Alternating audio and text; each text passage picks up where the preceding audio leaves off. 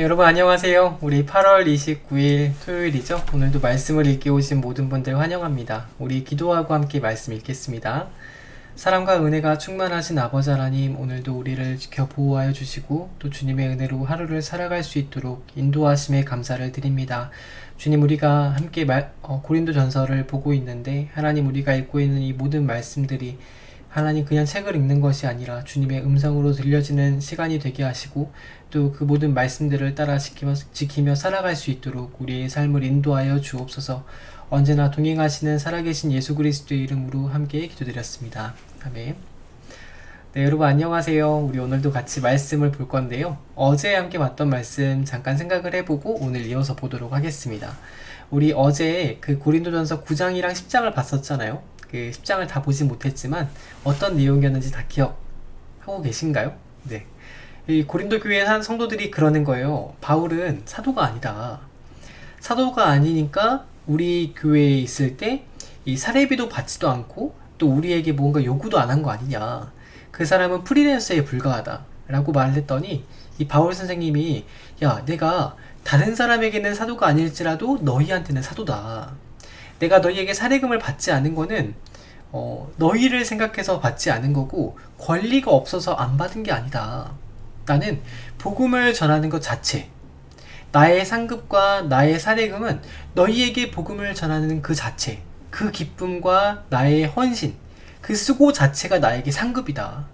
내가 사도가 아니라서 너희에게 상급을 안 받은 것이 아니다. 그러니까 너희도 나처럼 어떻게 하라? 너희의 몸을 쳐서 그리스도께 복종하고 살아라. 나처럼. 그러면서 이런 말을 했었죠. 너희가 싸우는 대상이 누구냐? 대상. 이 많은 사람들이 싸우는 대상 하면은 보통 사탄을 생각하거나 원수 마귀를 생각하거나 할 거예요. 그런데 바울은요, 싸우는 대상이 다른 무엇이 아니라 너희의 몸 자체다. 우리의 싸우는 대상은요, 몸이라는 거예요. 우리의 몸. 그래서 너희의 몸을 주님의 복음과 십자가 아래에 굴복시켜서 하나님의 뜻에, 하나님의 영광에 맞는 삶을 살아라 라고 하면서 이스라엘 백성 예를 들었죠. 이스라엘 백성 봐라. 그들이 범죄해가지고 광야에서 다 죽은 거 아니냐. 너희는 그런 범죄를 저지르지 말라 라고 말하는 것까지 봤습니다. 오늘은요, 이어서 10장과 11장을 조금 보려고 하는데요. 네, 오늘은 또 고린도 교회 다른 문제들이 등장을 해요. 그 많고 많은 문제 중에서 벌써 절반 이상 우리가 봤죠. 이런 그림에 관련된 문제인데요. 어떤 문제인지 같이 보도록 하겠습니다. 우리 고린도전서 10장 16절 말씀 같이 한번 읽어보도록 하겠습니다. 이 바울 선생님이 여기서 다시 그 우상에게 바친 제물에 대해서 말을 해요. 그러니까 이제 특징이 그거라고 했잖아요. 어떤 거를 설명하다가 그거에 연관된 걸 계속 설명한다고. 약간 그런 식인데 같이 읽어볼게요.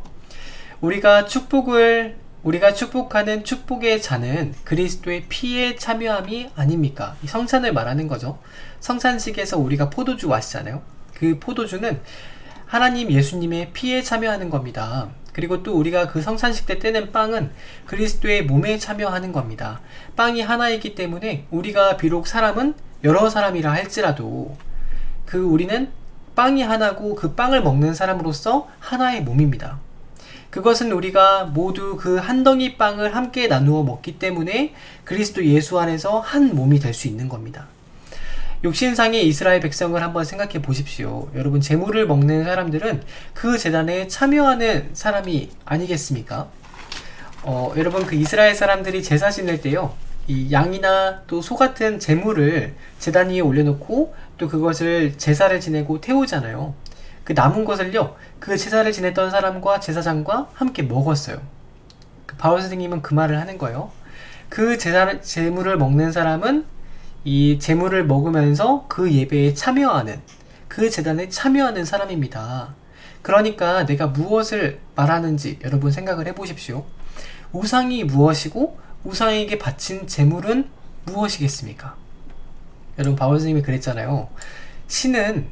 우리의 신은 하나님밖에 안 계신다.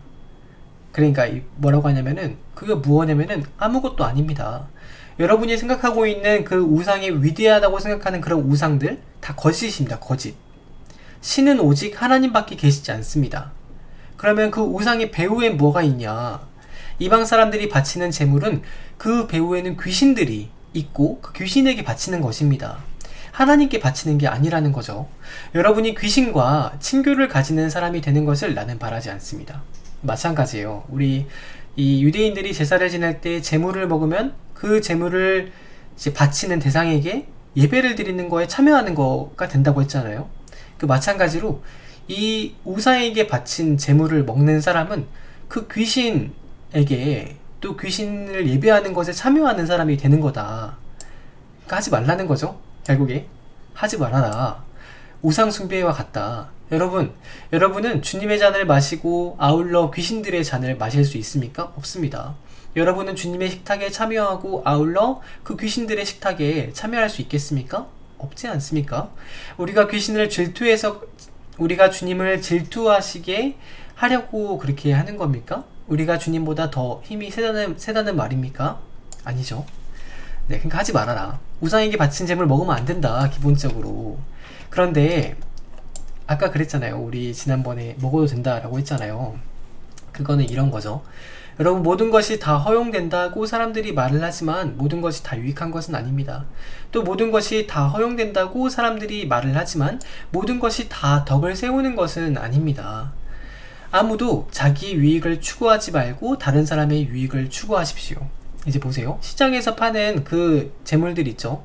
그 재물들이 양심을 위한다고 하여서 그 출처를 묻지 말고 무엇이든지 다 먹으십시오. 그러니까 이 기본적으로 시장에서 파는 음식들을 사람들이 물어가면서 이것을 우상에게 바쳤느냐 바치지 않았느냐 그거를 이제 막 물어보면서 막 먹는다는 거예요. 그러니까 바울 선생님이 뭐라고 하냐면은 그 우상들은 아무것도 아니다.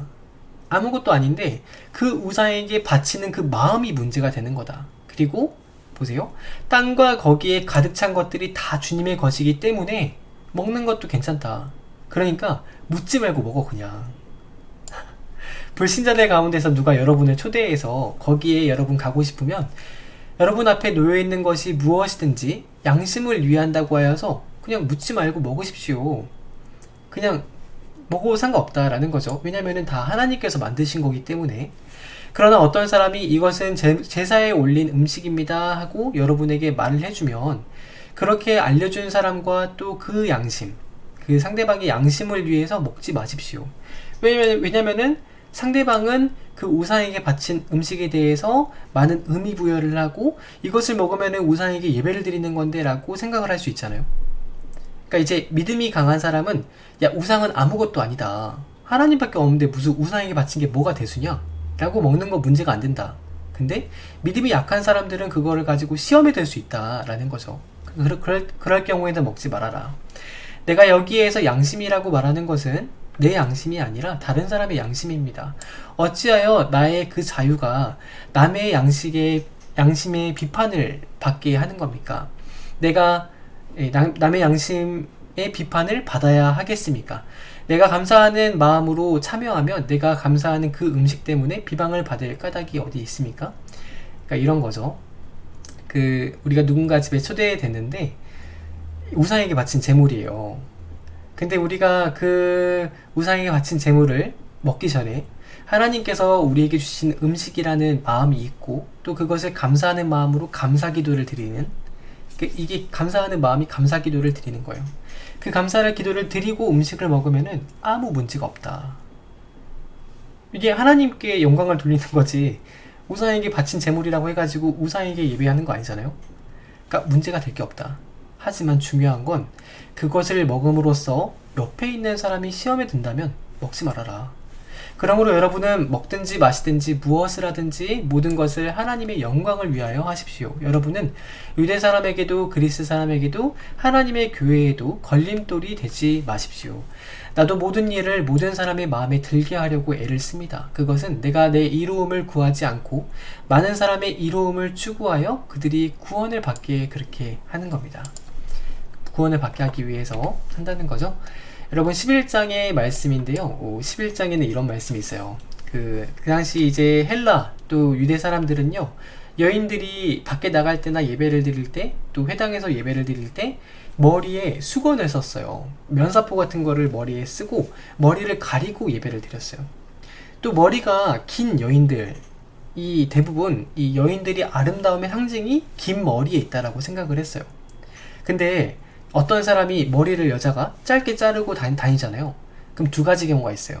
첫 번째는 엄청나게 슬픈 일, 감당하기 어려운 슬픈 일을 당했거나, 두 번째, 그 몸을 파는 창녀이거나 몸을 파는 부도덕한 일을 하는 여인이거나 두 가지 경우가 있었어요. 근데 그 고린도 교회 성도들이 그러는 거예요. 야, 우리가 예수님 믿으니까 우리에게 자유가 있지 않느냐. 그러니까 우리 이제 면사포 안 쓸래 하고 벗고 그냥 예배를 드렸다는 거예요. 그 바울 선생님이 뭐라고 하냐면은, 야, 왜 안 쓰냐. 교회에서 예배를 드릴 때 면사포를 벗고 드리는 것은 너희 머리 자르는 거랑 똑같다. 그게 이제 그 당시 사회적인 인식이었던 거예요. 인식. 그러니까 바울 선생님이 뭐라고 하냐면은, 전통을 무시하지 말아라. 또 사회적인 그 사람들의 동일한 인식, 생각들, 그것을 벗어나서 예배를 드리지 말아라 라고 말을 하는 걸 볼 수 있어요. 한번 읽어볼까요? 내가 그리스도를 본받는 사람이 된 것 같이 여러분은 나를 본받는 사람이 되십시오. 여러분이 나를 모든 면에서 기억하며 또 내가 여러분에게 전해준 대로 전통을 지키고 있습니다. 그것은 내가 매우 칭찬하는 바입니다. 그런데 각 남자의 머리는 그리스도고 또 여자의 머리는 남자고 그리스도의 머리는 하나님이신 것을 여러분이 알기를 바랍니다. 이거는 그 하나님께서 창조하셨던 그 창조의 질서에 의해서 그 어떤 교회 안에서 잠시만요. 네, 교회 안에서 그 질서를 말하는 거예요. 그래서 사랑과 화합과 어떤 안정, 이런 것을 생각해서 말하는 거지, 그 남자가 여자의 머리니까 남자가 여자보다 더 우월하다 이런 걸 말하는 게 아니에요. 그리고 뭐 여자가 예수님을 믿으려면 남자를 통해서 믿어야 된다 이런 말을 하는 건 아니에요. 그러니까 이거는 단순하게 하나님께서 창조하셨던 그 질서에 맞게 교회의 안정, 또 가정의 안정을 위해서 우리에게 부여하신 어떤 그 질서일 뿐이에요. 그래서 실제로 예수님께서 이 땅에 다시 오실 때요, 그때는 우리의 어떤 이렇게 남성 여성의 구분이 사라지잖아요. 일시적인 거다. 이게 우리의 어떤 그 존재적인 남자가 더 우월하다 이런 걸 나타내는 그런 말이 아니에요. 네, 한번 읽어볼게요. 그런데 남자가 머리에 무엇을 쓰고 기도하거나 예언하는 것은 자기 머리를 부끄럽게 하는 것입니다. 그러나 여자가 머리에 무엇을 쓰지 않은 채로 기도하거나 예언하는 것은 자기 머리를 부끄럽게 하는 것입니다. 그것은 머리를 밀어버린 것과 꼭 마찬가지입니다. 아까 말했죠? 어떤 사람이 머리를 미는지. 여자가 머리에 아무것도 쓰지 않으려면 머리를 깎아야 합니다. 그러나 머리를 깎거나 미는 것이 여인에게 부끄러운 일이면 머리를 가려야 합니다. 이게 전통이었다는 거예요. 그 당시 그 유대인들과 헬라인들의 전통, 그러니까 머리를 가리고 예배를 드리는 것이 더 이 하나님 보시기에, 또 그 유대교 전통으로 봤을 때 겸허하고 또 자기를 낮추는 그런 어떤 전통 같은 거였다는 거죠. 그러나 남자는 하나님의 형상이고 하나님의 영광이니 머리를 가리면 안 됩니다. 그러나 여자는 남자의 영광입니다. 남자가 여자에게서 난 것이 아니라 여자가 남자에게서 났습니다. 또 남자가 여자를 위하여 지으심을 받은 것이 아니라 여자가 남자를 위하여 지으심을 받았습니다. 그러므로 여자는 천사들 때문에 그 머리에 권위의 표를 지니고 있어야 합니다. 이거는 그 예배를 드릴 때 천사들이 예배에 온다는 거예요. 그 예배에 와서 예배를 다 보고 있는데 여인들이 이 머리에 가리는 것을 안 가리고 있으면 그것을 보고 굉장히 좀 그 당시 통념으로 음란하고 안 좋게 볼 수 있다. 그러니까 머리를 꼭 가리고 예배를 드려라. 그것이 뭐가 문제냐. 그러나 주님 안에서는 남자 없이 여자가 있지 않고 여자 없이 남자가 있지 않습니다. 여자가 남자에게서 난 것과 마찬가지로 남자도 여자의 몸에서 났습니다. 그리고 모든 것은 다 하나님에게서 났습니다. 여러분은 스스로 판단하여 보십시오. 여자가 머리에 아무것도 쓰지 않은 채로 하나님께 기도하는 것이 마땅한 일이겠습니까? 그 당시 사람들의 이 통념으로는 아니에요. 마치 여러분 이런 거죠. 우리가 이제 예배를 드릴 때요, 너무 많이 파인 우리의 속살이 드러나는 이런 옷을 입고 예배 드리는 것도 안 좋은 거예요. 그러니까 예배를 드릴 때 어떤 사회적인 사람들의 인식이나 생각과 전통도 중요하다. 그러니까 우리 학생들이 그러잖아요. 모자 쓰고 예배 드리러 오잖아요. 근데 어른들이 보기에는 되게 예의 없고 버릇없는 거예요, 하나님께. 그러면은 안 쓰는 게 맞는 거예요, 교회 전통에서는. 굳이 그것을, 모자를, 나에게 자유가 있다 라고 하면서 모자를 쓰고 예배 드리는데 뭐가 문제냐 라면서 모자를 쓰는 것이 옳지 않다라는 거죠. 그 당시 사람들이 모두가 동의하는 어떤 그런 규칙들이 있고 전통이 있다면 그것을 따라서 하나님 앞에 경건한 모습으로 복장도 단정히 하고 또 그런 마음가짐으로 예배를 드리는 게 중요하다. 자연 그 자체가 여러분에게 가르쳐주지 않습니까? 남자가 머리를 길게 하는 것은 그에게 불명예가 되지만 여자가 머리를 길게 하는 것은 그에게 영광이 되지 않습니다. 긴 머리카락은 그의 머리를 가려주는 구실을 하는 것입니다. 이 문제를 두고 논쟁을 벌이려고 생각하는 사람이 있을지도 모르나 그런 풍습은 우리에게도 없고 하나님의 나라에도 없습니다. 보세요. 풍습이 없다는 거죠. 다음에 지시하려는 일에 대해서는 나는 여러분을 칭찬할 수 없습니다. 그것은 여러분이 모여서 하는 일이 유익이 되기보다는 오히려 해가 되기 때문입니다. 우리 잠깐 빠르게 읽고 마치겠습니다. 여기 두 번째 이제 볼 문제는요. 그 고린도 교회에 아가페라고 하는 밥을 먹는 모임이 있었어요. 예배를 드리고. 그런데 그 아가페를 준비하는 사람들이 부자들이었어요. 근데 이제 부자들이 매주 음식을 가져오니까 처음에 가난한 사람들이 같이 가서 먹다가 눈치가 보이잖아요. 그러니까 한 명, 두 명 다 집으로 가버리는 거예요. 그러니까 어느새 그 모임이 부자들의 모임이 되어버렸고 그 음식이 남을 거 아니에요? 그러니까 부자들이 그 음식을 먹다가 가져온 포도주랑 같이 먹으면서 취해버리는 거예요. 그러면서 막 나 은혜 받았어 그러면서 앉아있으니까 이게 옳지 못하다. 그 말을 지금 하려고 하는 거예요. 여러분이 교회에 모일 때 여러분 가운데 분열이 있다는 말이 들리는데 그것이 어느 정도 사실이라고 믿습니다. 하기야 여러분 가운데 바르게 사는 사람이 분명하게 드러나면 여러분 가운데 파당이 있는 것도 뭐 인정합니다. 그럴 수 있을 겁니다. 근데 그런 사람이 없다는 거죠. 그렇지만 여러분이 분열되어 있으니 여러분이 한자리에 모여서 먹어도 그것은 주님의 만찬을 먹는 것이 아닙니다. 아가페 모임.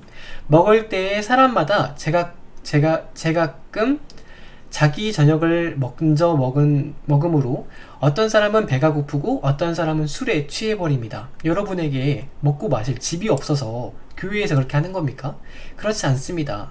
그렇지 않으면 여러분이 하나님의 교회를 무시하고 또 가난한 사람을 부끄럽게 하려고 그렇게 하는 겁니까? 내가 여러분에게 무슨 말을 해야 하겠습니까? 여러분을 칭찬하겠습니까? 이전에서는 칭찬을 할 수가 없습니다. 내가 여러분에게 전해준 것은 주님으로부터 전해받은 것입니다.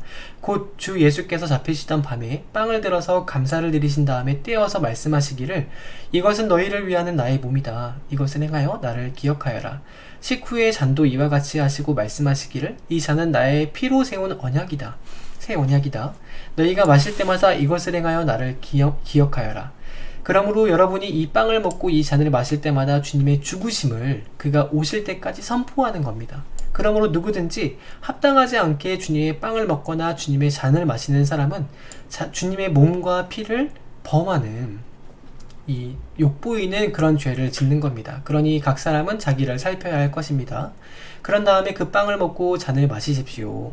몸을 분별함이 없이 먹고 마시는 사람은 자기에게 내릴 심판을 먹고 마시는 겁니다. 이 때문에 여러분 가운데 몸이 약한 사람과 병든 사람도 많고 심지어는 죽은 사람도 적지 않습니다.